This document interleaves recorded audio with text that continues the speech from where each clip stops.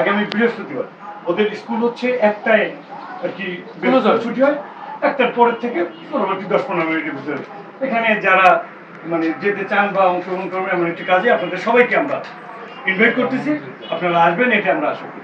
ধন্যবাদ। আমি শেষ করলাম। আমার এই যে স্টুডেন্ট আজকে 9টা থেকে প্রায় 3টার পর ওরা বের হয়েছে, 3টা পর্যন্ত এই ক্লাসটা করছে এবং ওরাও নিজেরা আনন্দ পাইছে।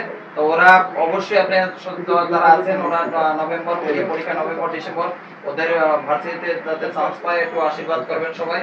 আর যদি এমনি সামাজিক কোনো রেলি মানববন্ধন হয় তাহলে ওরাও দেখা যায় ইন্টারেস্ট বা ওরা আগ্রহী ভাবে আসবে, সেইভাবে ওদের সাথে আজকে ওরা খুবই মজা পেয়েছে। মানে এই ছবিটা আঁকতে যায় কেউ কিভাবে আঁকবে কি করবে ওরা, আমি ক্লাসে বলছি যে সুন্দরবন যদি আমাদের রক্ষা করে থাকে বন থেকে বিভিন্ন ভাবে চিডর থেকে বিভিন্ন বাধাগ্রস্ত আমাদের প্রথমে ঠেক দেয় সুন্দরবন, ঝড়ঝাপটা থেকে আমাদের মায়ের যেমন আমাদের বুকের নিয়ে লালন পালন করে আমাদের বড় করছে, এমনি বন আমাদের এখনো পর্যন্ত সেভাবে লালন পালন করে আসছে।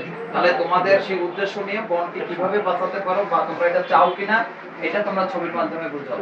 তাহলে ওদেরকে অবশ্যই আশীর্বাদ করবেন, ওরা যেন ওদের আশা পূরণ করতে পারে। আমি এখানে কিছু বলবো না, সবাইকে ধন্যবাদ।